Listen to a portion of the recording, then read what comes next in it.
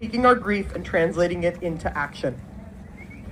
And with that, I want to lift up 3 things that I think are important for us as we commit not just to justice for today, but into the future and for the protection of our constitutional democracy and the rights that we are all fighting for and Alex died for. First of all, ICE out now. The harm, the violence, the pain, the cruelty needs to stop.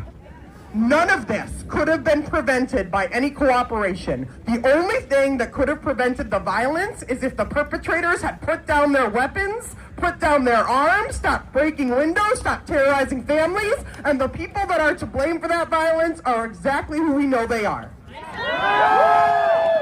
That is why, in addition to getting ICE out immediately, we have to ensure that they don't take this horror show into any other jurisdiction or any other community. We will not allow for Minnesota to be the proving ground for these horrific tactics to be taken across our nation. They invaded a winter people in winter, and we will not surrender.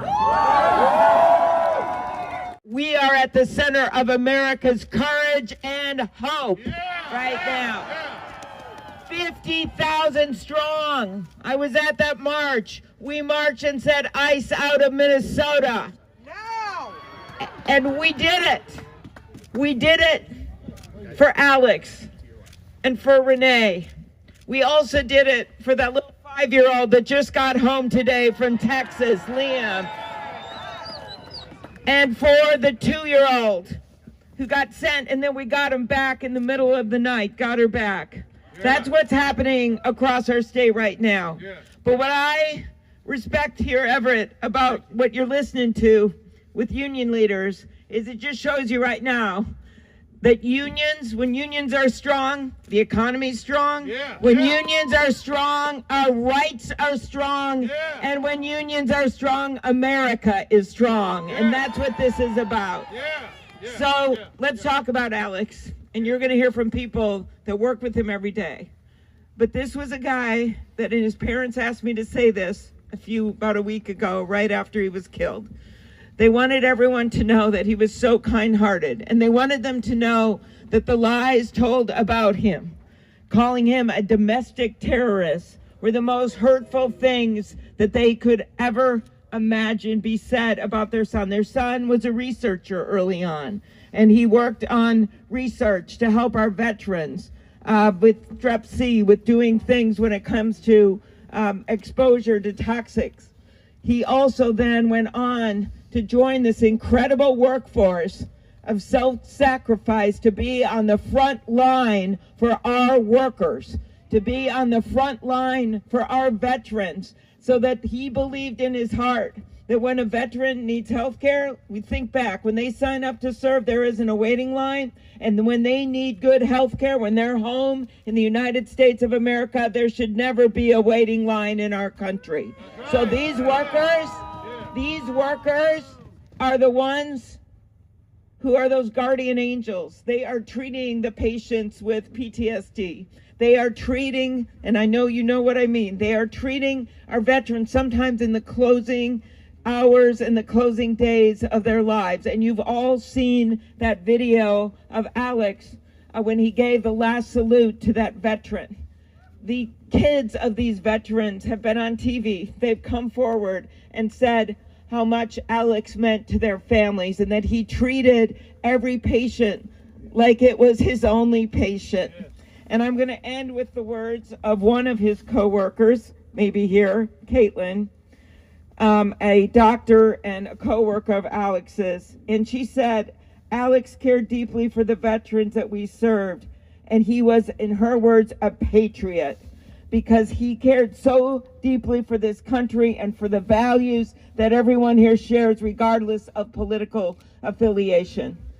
The last words of Alex, you all know it, was when he looked at a woman who'd been shoved down by border control agents, and he said, what did he say? Are you okay?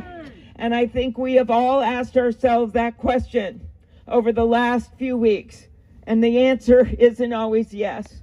But in Alex's name, in his name and for what he stood for. We must get to a higher ground. We must continue to take this on. And in his name, we want to be able to say on behalf of our state and our country, when his memory and his vision and that guardian angel asks that question, are you okay? We want to be able to say to proudly for this nation, because you stood up, yes. Okay. Let's thank you so much. Thank you. And talked that we had lots of conversations about what Alex felt about things. He showed up for his coworkers. You know, we work in an environment that can be hard. We take care of some of the sickest people, and we do that because we want to. We want to take care of those people, and Alex showed up for those people. I was shocked to see my face with Alex in that video on the internet. I'm thankful that we have that moment captured. We don't always know the impact we're having on people when we go and do, you know, our daily job and our daily career and our thing that we care about. But I'm telling you that the amount of people that have reached out to me personally and to my friends and family, people care, and it's so nice that you have done that. I didn't know how we were going to get through this week. It's been devastating, horrifying, terrible, all the things that you can imagine, and yet we're still taking care of the sick people. But you know what happened? Everyone showed up for us. We got cards and gifts and of food, coffee, candy, notes, flowers. Every day when we come in, there's something more that someone's saying, thank you, keep your head up, you know, thank you for doing this. Alex meant a lot to us, and I know he meant a lot to you. And all of those little hugs from you all that have lifted us has got us through this week. I don't know where we were going to be. It was really difficult to come to work, and we love our job. We do it because we like to, and we want to take care of people, and that's what Alex did, and that's what Alex wanted to do. And I can't thank you enough. The different ICU families that have reached out to. I wanted to quote one of the cards. I think it was Regions ICU, and I'm sorry to not name you all personally. I know like the University of Minnesota ICU teams and Fairview and Essentia and Masonic and Regions, and everybody has reached out. And you know, you think of that like just a small gesture, but to us, that was just a hug. It was a kindness, and you didn't have to do it, and you did it. And I thank you so much. And what the person said on the card, sorry, one second. I'm a little nervous.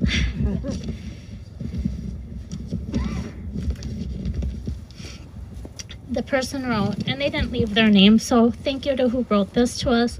The bonds we form in healthcare are unique and irreplaceable. We see the worst of the worst together. We support our patients and each other through some of the most challenging times. So when something tragic happens to one of us, we all feel it. This is how we make it through together. And that's the truth. The truth is, with you guys here, keeping Alex's voice, his cares, he lived to help others, and that's what he did. And we were so fortunate to know him and have him as a friend and care for him intimately on a daily basis. We relied on him, and he relied on us, and that's our family. And we're broken without him, and we miss him. And I just thank you all. Yeah. Thank you, Angela. All right.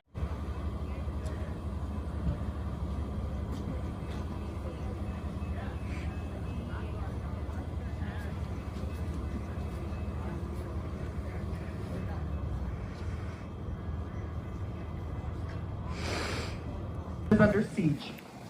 We're under siege by a poorly trained armed force in our neighborhoods whose leaders encourage the kind of behavior that cost both Alex and Renee Good their lives. Shame! This evening we will mourn for Alex.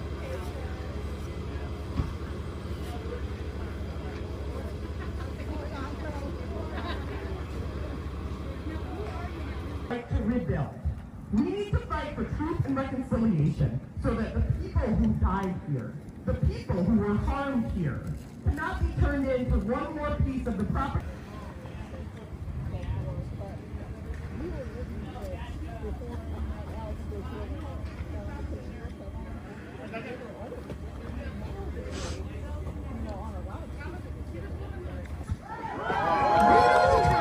And we need to make sure that there is only one truth in this country about what happened here in Minneapolis, here in Minnesota, and that we are not going to allow for our brother Alex.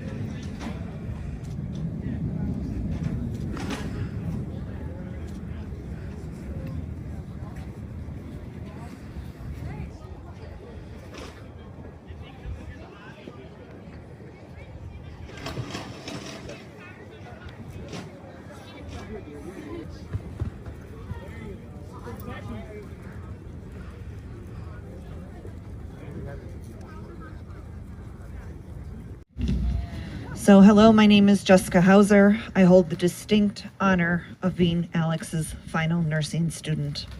I would love to stand here and tell everyone Alex and I had an immediate, unique bond. Maybe we did, but my gut is just telling me he just had a way of making everyone feel lucky enough to make them feel special and be his friend. Alex taught me that nursing is more than the skills and knowledge we carry into a room. It is the presence we bring with us once we enter it. He told me the ICU is a no panic zone. Panic is rarely helpful, especially in medicine. He said, it's sometimes, if something feels overwhelming, just pause, breathe, calm yourself. You will find that clarity waits just beyond that first rush of fear. Give yourself the space to respond instead of react. He told me nurses bring steadiness in moments of fear and uncertainty. Long after your shift ends, patients will remember how you made them feel. We saw his presence shine in his final moments, helping a woman from the ground, his arm around another. It is felt most deeply in the voices of the patients who have come forward, sharing stories of his compassion and those gentle, meaningful connections he created through the simplest acts of his care. He would be so proud to see us following his guidance in the wake of his death, the way communities have come together to grieve in a steady, calm, joy-filled, supportive way. How we stood up for peace and justice with focus and strength, just as he always did. Alex always was cheering me on. He knew even before I did when I was ready to learn something new. He would smile, his head half cocked, and say, "Jessica, you're up." My final shift before graduating, I asked him, "How will I remember all of this without you there helping me? Can I shrink you somehow and take you with me?" He laughed, as he often did, and told me he has given me all his best advice. I was ready, but I could always call him. He would be there. Alex, you may not be here in person, but your presence is felt. Thank you for understanding and believing in me when I didn't believe in myself. I don't know if you can hear us, but we understand now it is our turn to carry on your service. Thank you for the impact you had, not just on my life, but on the lives of countless others. Your name has been spoken all over the world, from Minnesota to the halls of Congress, as a shining example of sacrifice and service. I know you would smile at that. Others have learned with those of us who knew you already knew. You are a good friend, a good neighbor, and a good nurse. Your light will be our beacon as we continue your tour of justice and healing. Thank you. Thank you.